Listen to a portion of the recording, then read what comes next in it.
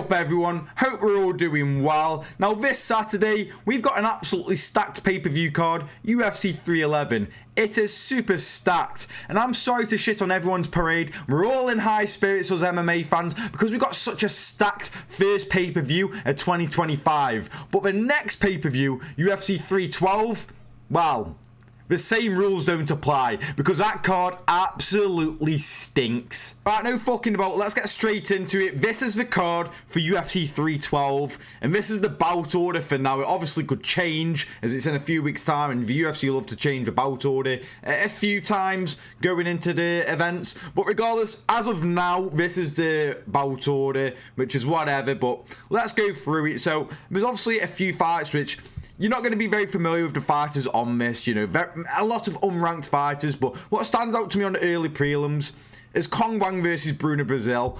I don't think that's a terrible fight. Wang Kong just lost her last fight, what was he, like late November? She lost a few months ago now, taking on Bruna Brazil, who has a few losses, a few wins here and there as well. I think that's a decent fight. I think that maybe should even be on the prelims. I don't know. That's just me saying, considering, you know, I think Wang Kong was on the main card of that Fight Night event, which was headlined by Yan and Figueiredo. Yes, then again, I suppose it was on China. Maybe that was why. But regardless, that's a very solid fight. I actually like that fight quite a bit because Wang Kong, I know she lost, but she was looking really good against her opponent until, you know, she got caught. I think it was in the submission, if I remember correctly. And Bruna Brazil, you know, decent as well. I think that's quite a decent matchup, me personally. On the finishing off the early prelims, we've got Ansel Jubbly taking on Salakeld, if I've said that properly. Jubbly, if you don't remember, he's nothing really to rant and rave about. His only loss, he's 7-1. His only loss was against Mike Breeden, who was able to beat him because he started barking at him. I don't know if you ever saw that fight, but he started barking at Jubbly, and Jubbly just folded under pressure, and Matt Breeden was able to get a finish against Jubbly. I'm not even taking a mick. Matt Breeden was getting battered, and the next thing you know, he just started barking at Jubbly. Jubbly was like, what the fuck's going on here? And he completely threw Jubbly off his game, and Matt Breeden was able to knock him out. So those are the things we're working with the early prelims for a pay-per-view card, but you know what? Early prelims are never always going to be absolutely crazy, so I'm not exactly super bothered, but you know, just a mid, maybe below average early prelims, whatever. We then move on to the prelims itself, and I actually really like this fight. I'm not going to act like I know loads about Nolan, you know, but Borshchev is very, very fun to watch. If you watch any of Borshchev's fights, he's super fun to watch. I know he got absolutely crucified and dominated by Chase Hooper, but regardless, he is in some fantastic fights. So watching Borshchev, that helps me a bit more to know to get through the fight night. I don't know what time is cut. Oh, it says right there 3 a.m. UK. So yeah, we've still got it quite late. Brilliant. Regardless, so yeah, that's gonna help me to get through the card when I'm feeling a bit tired. You know, maybe there's been some lackluster fights.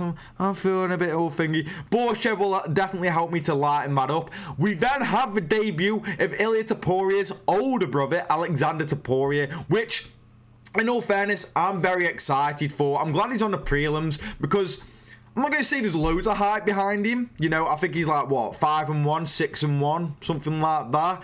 But I am really excited for this one because obviously Toporia's brother, he's got the name value. I've seen a lot of people say, I'm not going to act like I know a lot about Alexander Topuria. I know he's fought at 135, 145.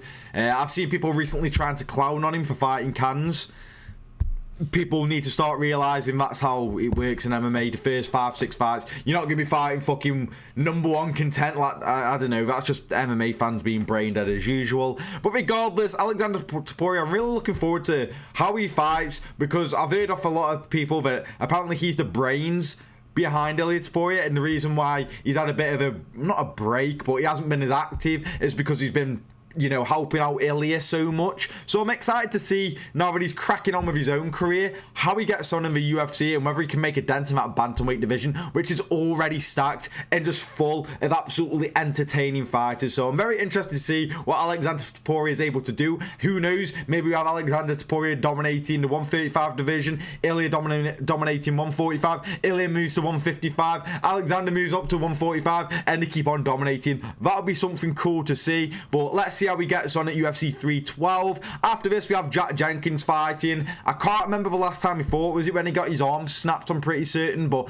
I feel like it was a given that he was going to be on another Australia card. I think he's pretty much fought like, what is it, twice now on Australian cards. Quite a fun fighter. Don't mind him closing out the prelims. So the prelims overall is the early prelims, and the prelims himself, I don't think are terrible. I think they're just okay, quite fun fights in all fairness. When we get on to the main card, the pay-per-view, Jake Matthews and Prado. That's a prelim fight. Let's be fucking real. That is something you'd stick on. You wouldn't even put that on the main card of a fight night card, let alone a pay-per-view. Again, I know Jake Matthews is from Australia, but come on, like, you know what I mean? That is, oh man, Jake Matthews, it's just so weird with Jake Matthews. He's been around for so long now, and I remember when he beat, I forgot his fucking first name.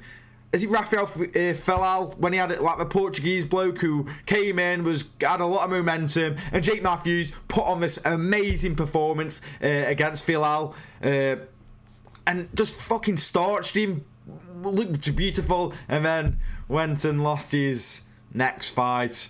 And I was just like, I thought he really clicked and we're going to get something going with Jake Matthews, because I still believe he's quite young as well. He's just been about for so long. But no, and I don't know, you can't really sell that for a pay-per-view. I don't feel like this pay-per-view will do great, because the main card just simply stinks. But regardless, we go on to now Jimmy Crute versus Bellato. Jimmy Crute, man. 12-4.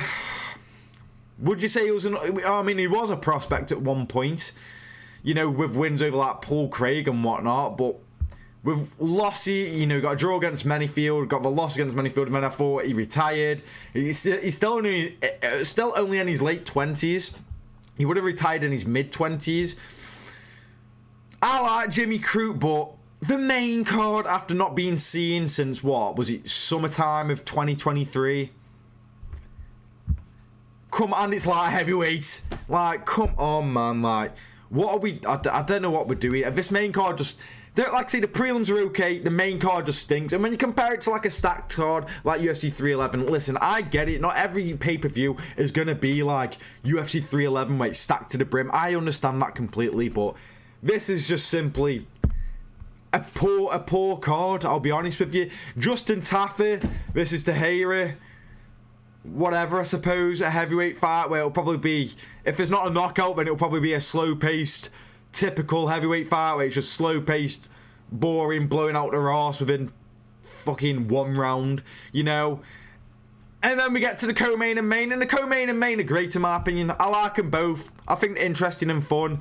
But the rest of that main card, come on, we can be doing better than that. I mean, the co-main event I'm actually really interested in. I think Tatiana Suarez will cause a few problems for Zhang, and I could actually see maybe a sneaky upset from Suarez, but it's still a decent co-main. We haven't seen Zhang in God knows how long. Can't remember the last time. Was it UFC 300? Zhang needs to be more active, let's be honest. You know, I think she doesn't get slated for it because she's a fan favourite, and not only that, no one really gives a shit about women's MMA.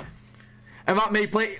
I think this fight is interesting, but there will be people looking at this and classing it as a 25-minute toilet break. You know what I mean? Even if it is Zhang, people will still class this as somewhat of a toilet break. But then we move on to the main event, closing out the card. I think it's a great fight. Strickland, does he deserve it? Arguably not, but regardless, the first fight was fun. I've seen a lot of people on Twitter, you know, because people on MMA Twitter love to be like... Oh, they're saying, oh, this fight just wasn't fun at all. Like, come on, just enjoy it. Stop being a fucking gimp for once and just enjoy something. Don't get me wrong, I'm someone who doesn't like all sloppy fights and all that. But, I mean, all of Dricus' fights are sloppy, so, you know, I'm really looking forward to this fight. I think Dricus is going to win.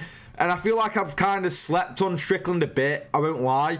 But I think Dricus gets it done again. But I'm expecting a banger for this one. It's just, overall, as a pay-per-view, if this was a fight night card, I wouldn't give a shit. But as a pay-per-view, it's just quite poor in my opinion. And that is the current state of UFC 312.